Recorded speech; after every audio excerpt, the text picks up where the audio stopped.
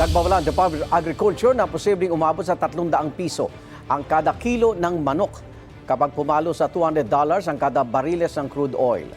Magkano na ba ngayon ang presyo ng manok? Price check tayo sa Marikina. Sa unang balita live ni EJ Gomez. EJ. Igan, good morning. Mas bumaba ang presyo ng karneng manok na ibinebenta dito sa Marikina City Public Market kumpara noong nakaraang linggo. Kumpara nitong nagdaang linggo, mas bumaba ng 3 pesos hanggang 5 pesos ang presyo ng kada kilo ng manok na ibinibenta sa Marikina City Public Market.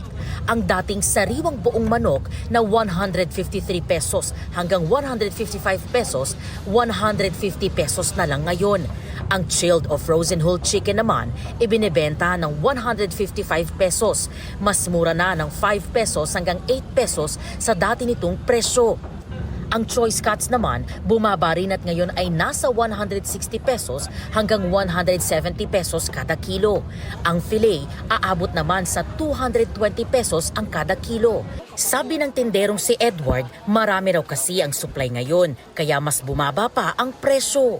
Yung sa mahal na araw siguro, kaya bumaba pa siya. Pero after siguro nito, papalo na ng tataas siguro yan. Sinabi ng Department of Agriculture sa Senado kahapon, maaaring pumalo sa 300 pesos ang kada kilo ng manok sa gitna ng patuloy na pagtaas ng presyo ng mga produktong petrolyo.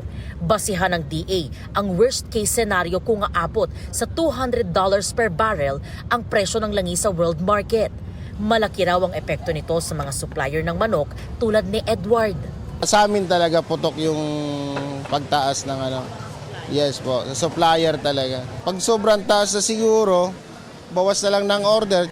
May pangamba rin ang tinderang si Amelia na baka raw mabawasan sila ng customer. Ngayon, yung frozen 155, kami 150, kahit papano, sumasabay. Pero pag umabot po sa ganung presyo, mahirapan na kami magbenta. Tsaka yung customer namin sa kantin, mapupunta sa frozen.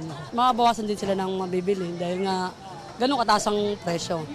Ang mamimiling si Mary Ann na arawang namamalengke nangangambang hindi kayanin ng budget ang mahigit 300 pesos na kada kilo ng manok.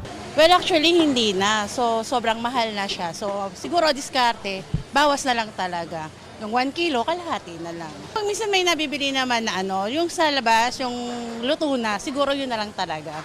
Yes, lutong ulam na lang. Yun yung pinakang possible solution na lang. Mas mura naman.